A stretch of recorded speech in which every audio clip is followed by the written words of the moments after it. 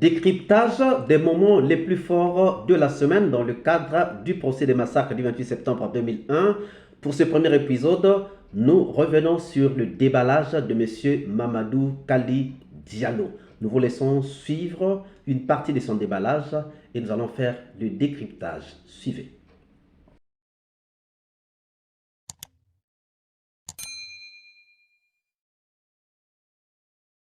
Après les événements du 28 septembre, nous, un groupe de jeunes épris de paix, de liberté et de justice, soucieux du climat qui régnait après les événements tragiques du 28 septembre, nous avions pris l'initiative sur nous-mêmes à travers une déclaration que nous avions rendue, à travers le respect de toutes les formalités y afférentes, d'entamer une grève de la faim de 5 jours pour effectivement appeler aux acteurs sociopolitiques à un cadre de dialogue inclusif et sincère. Aussi à l'arrêt des exactions qui s'abattaient sur les populations guinéennes après les événements du 28 septembre. Alors, 28, un mois jour pour s'il vous plaît, un mois jour pour jour, au niveau de la mezzanine. Madame, continuez. un mois jour pour jour, nous sommes venus de façon libre et volontaire à la maison des jeunes de Dixine Port. Et nous avions entamé une grève de la faim de 5 jours pour arrêter encore une fois l'opinion, pour demander l'arrêt des exactions qui s'abattaient et pour appeler tous les acteurs sociopolitiques à instaurer ce cadre de dialogue-là. Pendant toute la journée, nous étions là. Je précise que nous étions 7 engagés de façon libre et volontaire à cette grève de la faim. Mais c'est une fédération qui l'avait organisée, la Fédération des associations de jeunes. Donc pendant la journée, nous étions très nombreux dans cette maison. Nous étions en train de regarder comme on appelle le film documentaire de Mahatma Gandhi sur la non-violence pendant toute la journée. Certains sont rentrés. Pour preuve de responsabilité, il y avait 2 filles entre nous. Donc à 19h, nous leur avons dit, nous sommes 7 garçons ici. On ne prend pas le risque de passer la nuit avec vous. Vous rentrez et puis le matin, vous revenez. Et tous les autres membres qui étaient solidaires à notre grève de la faim, mais qui n'observaient pas la grève de la faim aussi, sont rentrés. Moi, j'étais couché, je dormais aux environs de 0h, de façon très brutale, avec une violence que vous ne pouvez pas imaginer. Je vis colonel Tcheboro avec ses hommes. Il est venu, une violence que vous ne pouvez pas imaginer, avec des injures que je ne peux pas répéter, avec des coups de matraque. Pendant ces 5 jours, on avait décidé de ne prendre que de l'eau. Donc on avait l'eau. Il est venu, nous a qualifié d'abord avec tout ce que vous savez comme violence verbale, physique, des terroristes, financés par des narcotrafiquants, ainsi de suite. Mais avant de venir, il avait pris soin de prendre le chef de quartier et ils ont sorti un nombre important des habitants.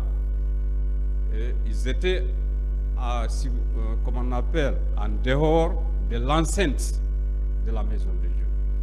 Donc il nous a fait sortir avec ses hommes, avec les matraques. Il nous a exposé d'abord à une humiliation qui ne dit pas son nom. Et dans la foulée, certains même disaient, non, ils étaient plus de 200 ici. Il dit, comment vous pouvez héberger dans votre quartier ces terroristes, ces narcotrafiquants, ainsi de suite. Alors, certains disaient, non, il était même plus de 200 pendant la journée dans cette salle. De façon très sérieuse, avec toutes les menaces. Il nous dit que nous allons périr. Et que tous ceux qui étaient avec nous,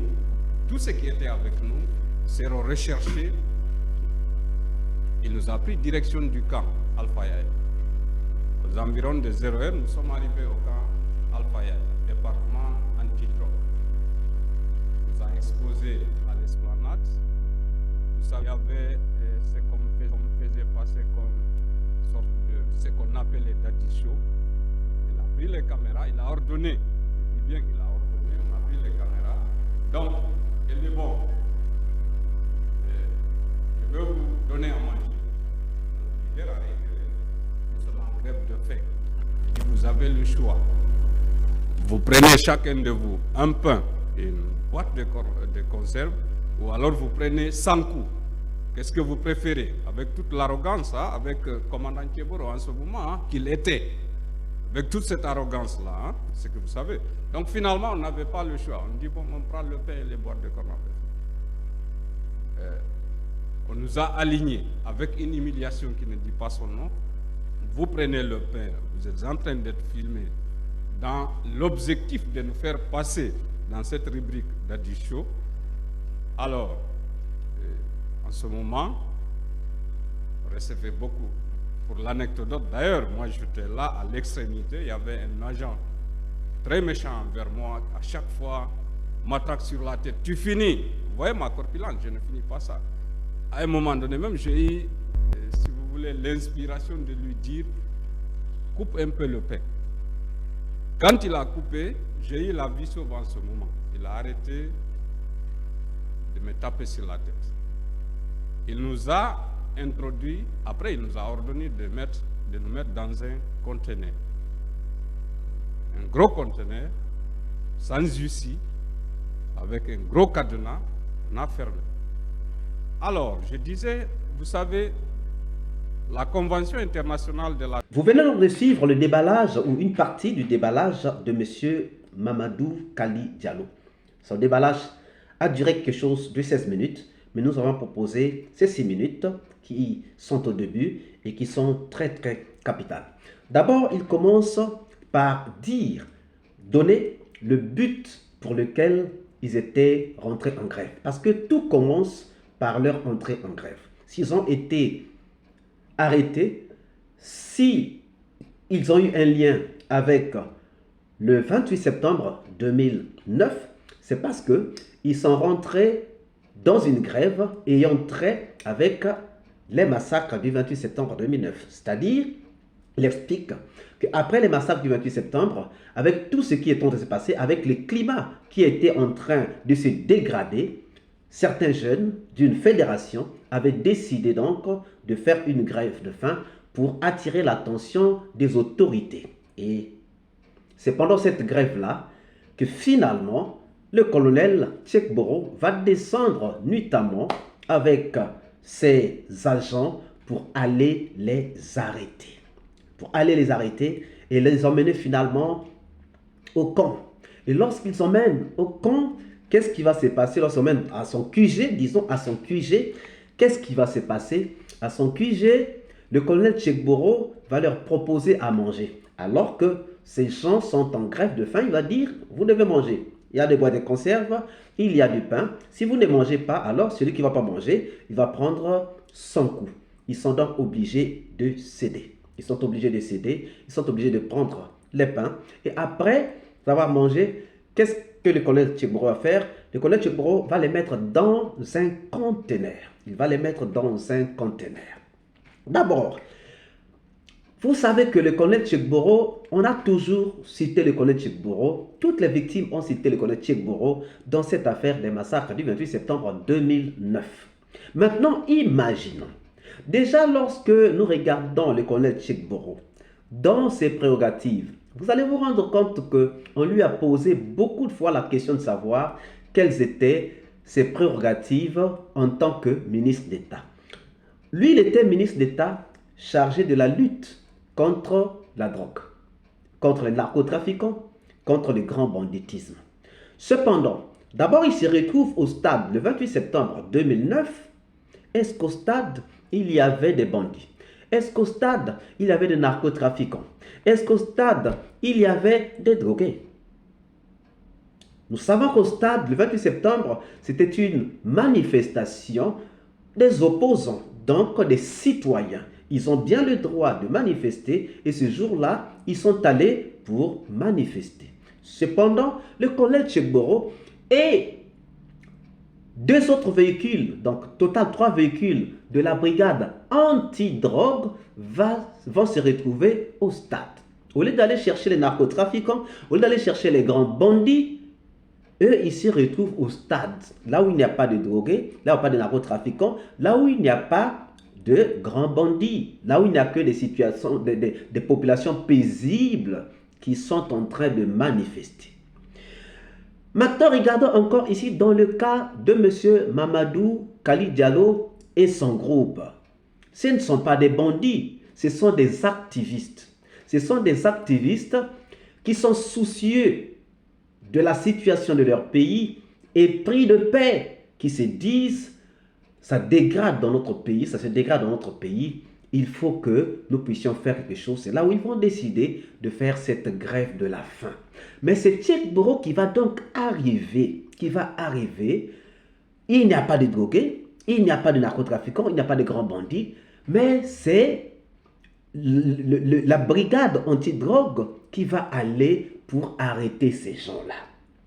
Vous allez vous rendre compte que le colonel Tchèque Boro a toujours été au mauvais endroit, au mauvais moment. Il a toujours été là où on n'a pas besoin de lui. Et il a toujours été absent là où on aurait peut-être besoin de lui. Donc, nuitamment, il va avec toute brutalité, comme M. Mamadou Kali Diallo est en train de l'expliquer, avec des injures, des menaces, avec une certaine brutalité. Et finalement, lorsqu'il va réussir à leur donner à manger, à la fin, qu'est-ce qu'il va faire? Il va les mettre dans les containers. C'est comme s'il n'y avait pas d'endroit où on pouvait garder des gens. D'abord, des gens qui n'ont fait aucun motif, aucune infraction. Mais il va quand même les arrêter et il va finir par les mettre dans un conteneur. Chers amis, voilà l'essentiel que nous pouvons retenir dans ce premier épisode de Temps fort de la semaine. Que pensez-vous des agissements du colonel Tchèque Boro? Que pensez-vous de ce que le colonel Tchèque Boro inspire aux gens qu'il arrête? Que pensez-vous de l'implication du colonel Tchèque Boro dans les massacres du 28 septembre 2009? Vos réponses dans les commentaires. Si cette petite capsule vous a plu, ne manquez pas de laisser vos pouces bleus, de commenter, de partager. Si vous n'êtes pas encore abonné, priez de vous abonner et surtout de ne pas manquer d'activer la cloche de notification afin d'être averti à temps réel de toutes nos prochaines publications. Quant à moi, je vous dis à très bientôt. Ciao!